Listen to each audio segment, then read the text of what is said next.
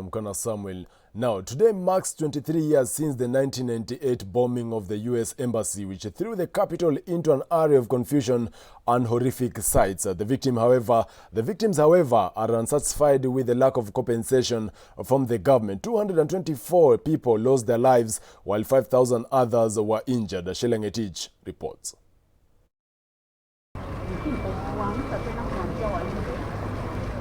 The lighting of candles and laying down of wreaths is the only way families of victims and survivors of the 1998 US Embassy bombing commemorated the 23rd anniversary of one of the most darkest times Kenya has faced.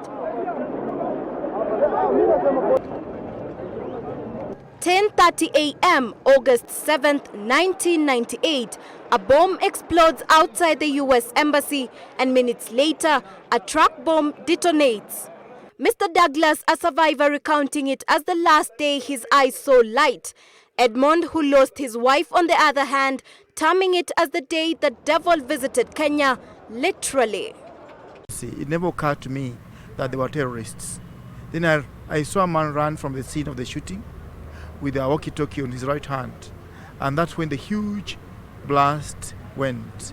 And from that day, I have never witnessed light of day again. I became blind. Shetani alikuwa ameingia Nairobi. Siku shetani alitembelea Nairobi. Wewe fikiria shetani kutembelea Nairobi.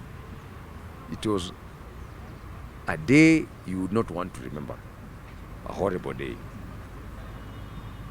Saa kama sasa hapa hivi kwa damu inatiririka Nairobi kama mifereji kama mito.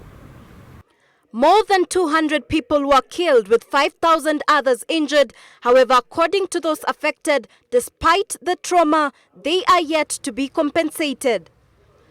From 2002, we have been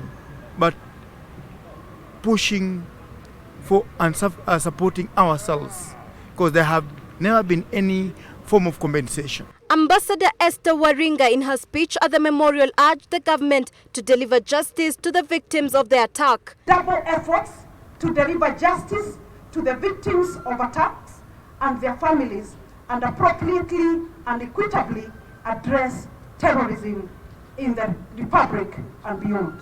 On the other hand, Mr. Christopher Martin, the cultural attaché to the US Embassy, emphasized on the bilateral relations between Kenya and the US in countering terrorism. That we can find ways that we can work together on programs that maybe that the US Embassy and the Victims Association can work on together to support the end of terrorism and 23 years on, families and victims from the 1998 bombing still claim they are yet to be compensated.